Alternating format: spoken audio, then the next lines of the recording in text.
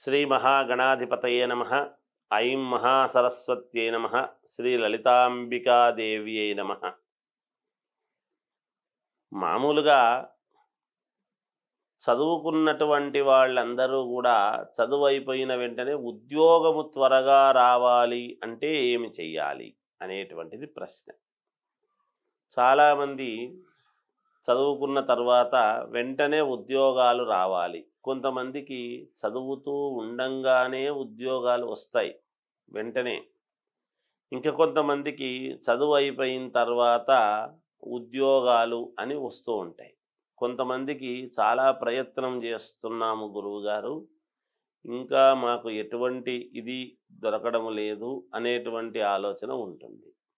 అంతే కదా, మంచి ఉద్యోగము అనుకూలమైనటువంటిది బాగా అంటే వీళ్ళ యొక్క విజ్ఞతకు సంబంధించింది, విజ్ఞానానికి సంబంధించినటువంటిది, వీళ్ళ తాహత్తుకు సంబంధించినటువంటి ఉద్యోగము, దానికి తగినటువంటి జీతము వచ్చే విధముగా ఉంటేనే కదా ఎవరికైనా తృప్తి. సహజము కదా, ఇంట్లో తల్లిదండ్రులను ఆదుకోవాలి, అలాగే ఇంట్లో పెద్దవాళ్లకు ఇంటి సంసార బాధ్యతలు, తండ్రికి చేదోడు వాదోడుగా ఉండాలి అనేటువంటి తపనతో యువత చాలా వరకు సతమతమవుతూ ఉంటారు. మనము అందరినీ యువతకు బాధ్యత లేదు, వీడు సరిగా పట్టించుకోవటం లేదు ఇంటిని, వీడు ఉద్యోగానికి వెళ్ళటము లేదు అని అనేక రకాలుగా ఇంట్లో అంటూ ఉంటారు. సహజం. కానీ ఎవరికైనా బుద్ధి కర్మానుసారిణి అని, బుద్ధి అనేటువంటిది పుట్టించాలి, కర్మ వలన అది జరుగుతుంది. అందువల్ల వాళ్ళ తప్పులేమీ ఉండవు. వాళ్ళు ఉన్నటువంటి గ్రహస్థితి, వాళ్ళు పుట్టినప్పుడు ఉండేటువంటి గ్రహస్థితి, ఆ దశ విదశలు అవి జరుగుతూ ఉన్నప్పుడు ఆ గ్రహాలు ఏ విధముగా అయితే కొన్ని ఇబ్బందులు పెడుతూ ఉంటాయో అదే ఇబ్బంది వాళ్ళు పడుతూ ఉంటారు. పాపం చెప్పలేరు బయటికి. యువత వాళ్ళు ఎంతో ప్రయత్నం చేస్తూ ఉంటారు, కానీ అక్కడికి వెళ్ళాక ఎంతో ఆశగా వెళతారు. నాకు ఈ ఉద్యోగం వస్తుంది, నేను దీనికి అర్హుడను, ఎంతోమంది ఉండినా నేను దీన్ని ఎలాగైనా సరే నేను దీన్ని పొందగలను, పొందాలి, కావాలి అనేటువంటి ఆశతోనే వెళతారు పాపం యువత. వాళ్ళేమీ రాకూడదు అనే అభిప్రాయంతో ఉండరు కదా. వెళ్ళినా అక్కడ చెప్పి అన్నీ చేసినా ఎక్కడో చిన్న దీంట్లో తప్పోయి ఆ రౌండ్స్లో ఏదో మేము ఫెయిల్ అయ్యాము అని బాధపడుతూ ఉంటారు. అది తల్లిదండ్రులతో చెప్పుకోలేక, ఎన్నిసార్లు ఉద్యోగానికి పోయినా రాలేదు అని బాధపడలేక లోపల చాలా మదన పడుతూ ఉంటారు. అలాంటి యువత చాలామంది ఉన్నారు పాపం. వాళ్ళ తప్పు కాదు, ఆ గ్రహస్థితుల యొక్క ఇది.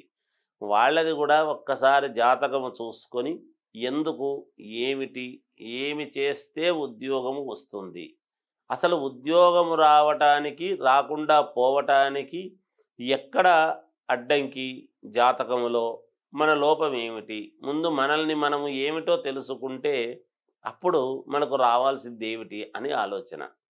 అందువలన ఒక్కసారి వ్యక్తిగత జాతకాన్ని పరిశీలించుకుంటే మేలు జరుగుతుంది గాక.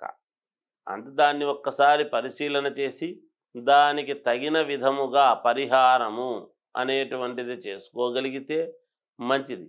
అంటే మేము చాలా చేయించాము గురువుగారు, ఇప్పటికే చాలా డబ్బు పోగొట్టుకున్నాము.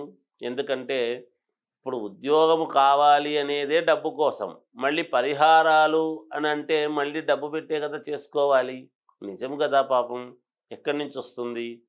ఆ ఉద్యోగము రావటమే డబ్బు కోసమనే ఉద్యోగాన్ని వెతుక్కుంటూ ఉంటారు. పరిహారాల పేరుతో మళ్ళీ ఎక్కువ డబ్బులు చెప్పి, డబ్బులు ఇది ఖర్చు పెట్టండి, అది ఖర్చు పెట్టండి అంటే వాళ్ళకి ఎక్కడి నుంచి వస్తుంది? అది వాస్తవమే కదా. మరి దానికి ప్రత్యామ్నాయము, దీనికి రెమెడీస్ ఏమిటి అంటే ఉన్నాయి. డబ్బు స్తోమత ఉండి నేను పెట్టుకోను అని అనుకునేటువంటి వాళ్లకు అది వేరు, నిజంగా డబ్బు పెట్టుకోలేక స్తోమత లేని వాళ్లకు ఉండేటువంటి విధానము వేరు. దైవ సంకల్పం ఎప్పుడూ కూడా ఎవరికి ఎవరు అబద్ధము చెప్పక్కర్లేదు. ఎందుకంటే మన మనస్సుకు తెలుసు యథార్థం ఏది అని. నేను రెమెడీ చేసుకోగలిగినటువంటి యోగ్యత ఉన్నవాణ్ణా కాదా అనేది ఎవరి అంతరాత్మకు వాళ్ళకు తెలుసు. అయితే ఎవరైనా కావచ్చు, ఎటువంటి వాళ్ళైనా కావచ్చు, మనకు ఉద్యోగము కావాలి అని అనుకునేటువంటి వాళ్లకు ఒక రెమెడీ ఉన్నది. ఏమిటది అంటే, గురువారము ఉదయాన్నే లేచి తలస్నానము చేసి మామూలుగా ఇంట్లో తల్లితో కానీ లేదా మీ ఇంట్లో చెల్లెలు కానీ ఉద్యోగస్తులు కాబట్టి ఇంకా వివాహం అయి ఉండకపోవచ్చు కదా, అందువలన చెప్తున్నా. లేదు వివాహం అయింది అంటే భార్య చేత కానీ కొన్ని చపాతీలు లాంటివి లేదా శనగలతో తయారు చేయబడినటువంటి గుగ్గుళ్ళు ఉడకబెట్టి మామూలుగా నానబోసి ఉడకబెట్టి చేస్తారు కొంచెం గుగ్గుళ్ళు అని, అలాంటివి కానీ, అలా మనము దత్తాత్రేయ స్వామి దేవాలయము దగ్గర కానీ లేదా గురువు అని అనంగానే మనకు గుర్తొచ్చేది ఏమిటి? షిరిడి సాయిబాబా. షిరిడి సాయిబాబా దేవాలయం దగ్గర కానీ కొంతమందికి ప్రసాదముగా పంచిపెడితే గురువు యొక్క అనుగ్రహము పూర్ణముగా మీరు పొందవచ్చును. అంతేకాకుండా మామూలుగా దత్తాత్రేయ స్వామికి 4 కుక్కలు ఉంటాయి చుట్టూ.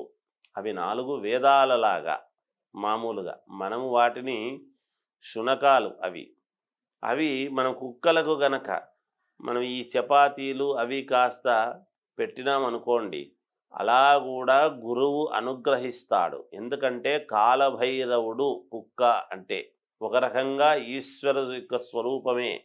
కాలభైరవేశ్వరుడు అని పేరు కుక్కకు. అందుకని మనము తక్కువ చూపుతో చూస్తూ ఉంటాము, కానీ ప్రతి కుక్క కాలభైరవుడు కదా ఈశ్వరుడు కదా అని మనం నమస్కారం చేసుకోవడం కాదు, మనము అలా చూడాలని భావన చెప్తున్నాను అంతే. అందుకని కాలభైరవేశ్వరుడు కాబట్టి మీకు కాలము కలిసి రావటము కోసము అలా కుక్కలకు వాటికి కొంచెము పెట్టినా కూడా మీకు త్వరితగతిన మేలు జరిగి ఉద్యోగము శీఘ్రముగా పొందే అవకాశము ఉన్నది. ఈ పరిహారము చేసుకోండి. జయోస్తు.